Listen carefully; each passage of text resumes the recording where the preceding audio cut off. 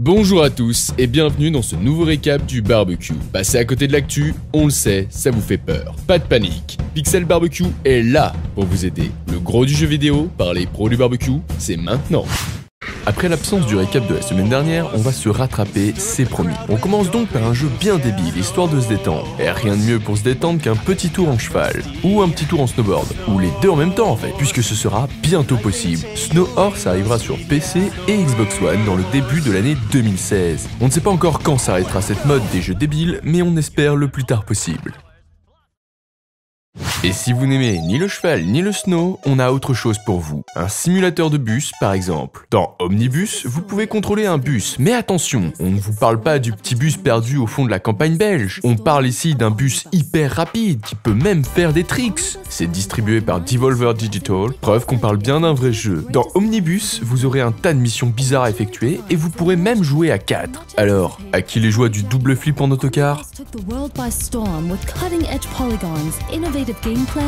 Allez, on arrête les jeux débiles et on passe à un jeu de baston, un vrai. Comme à peu près tous les jeux édités par des escrocs, Mortal Kombat X sortira bientôt en version définitive, comprenant tous les DLC. C'est donc à partir du 3 mars que vous pourrez balancer des fatalities sur PS4 et Xbox One, avec beaucoup de bonheur et de violence.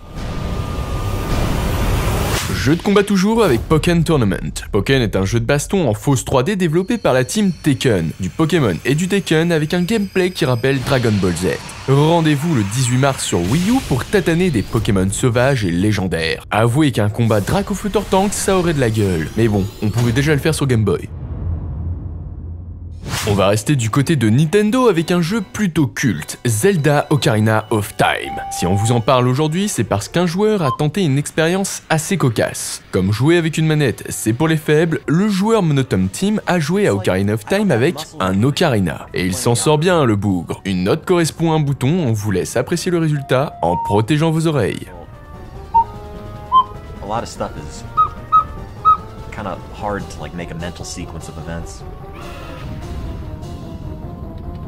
Yeah, Z-targeting the camera is hard, and also running sometimes is hard.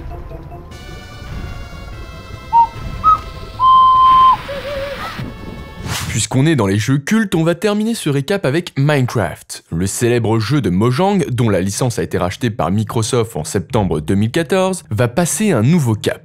Les deux éditeurs ont prévu de lancer cet été un projet éducatif basé sur Minecraft. Le but est d'aider les enseignants à proposer des leçons plus interactives et ludiques. Voilà qui aidera les enfants et peut-être les vôtres à avoir de meilleures notes à l'école. Grâce à Minecraft, ils trouveront un travail et une femme. Et surtout, ils trouveront mieux à faire que des récaps de l'actualité comme des losers.